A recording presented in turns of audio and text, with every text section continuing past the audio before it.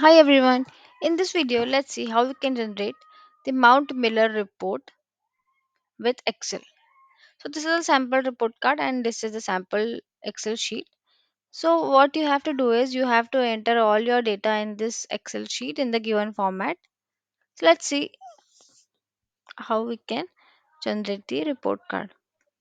So this is the first page of the report card in which you can see the school details and the student details. So the school details are mentioned over here with the logo. This academic growth value will be printed at the bottom of the report card, and you have to select this theme from this given best supported themes. So this is the first page of the Excel. Now moving to the next page, which is the student data.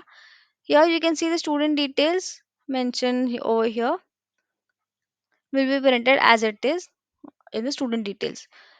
So here is the list of the students: class name, roll number, present days, absent days, total days, height, and weight. All this is printed over here. Now the next page from the Excel is the student comments. These student comments are printed below the main table of the report card. These are the comments, the class teacher comments. In front of the student name, you have to enter the comment, so it will be printed as it is. And this was the grade boundaries we have seen on the first page of the Excel. Here is the signature at the bottom of the report card, the signature name, signature holder name, the designation, and then this is the signature,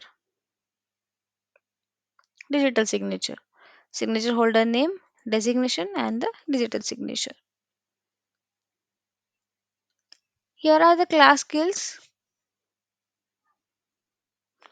So this is the skill based report. You have to update your skills here, the main skills, and these are the child skills.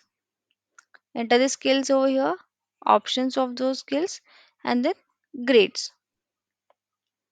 In a similar way, you have to enter the skill subject wise. These are the subject skills, main subject skill, and the child subject skill. The options and then grade. Similarly, you have to do it for all the subjects. Also, these are some other subjects, social archery. You have to update your subjects over here.